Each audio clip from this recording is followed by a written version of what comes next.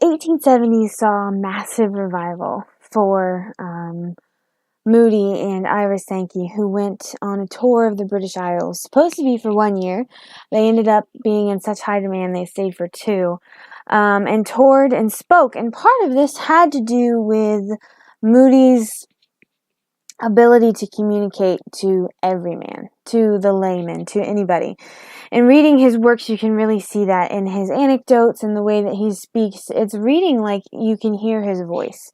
And I'm reading in the collections and the various sermons that he wrote. Just amazing to read.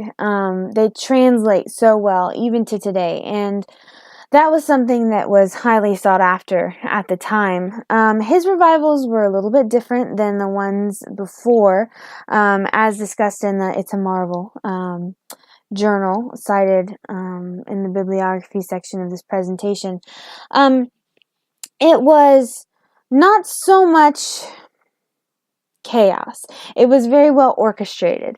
It was planned. He was, after all, a businessman, and God gave him that ability, and he used it to his advantage in order to organize events. You'll see in the next slide some of the photographs of places that he packed out, and hundreds upon hundreds upon hundreds of souls were saved in those years in the British Isles, and also when he came back to America. He continued to tour.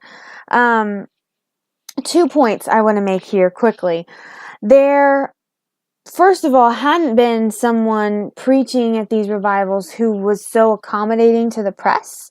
In Evanson's article, he says that every effort was made to meet the needs of the reporters during the campaign. He says that there was a box located front and center, reserved for the press. And this was something that hadn't really been seen before. They provided them with pencils and everything they needed. And this was strategic in that people in the media, mass media, would be able to keep up with Moody. And that's how he became such a celebrity at such an early time. He was similar to what we would think of Billy Graham, of being followed by the press and people wanting to know what was happening with him. And the press followed him, for better or worse, the whole time. The second point I want to make is that during this time there were struggles. Moody was not perfect, and his son discusses in his biography that he did have a temper. Moody had a temper that sometimes he gave into. One instance in particular, there was, as always, there was haters, even back then, and someone paid Moody a very bad insult. Mr. Moody's son, William, stated that his father never told him what the man said.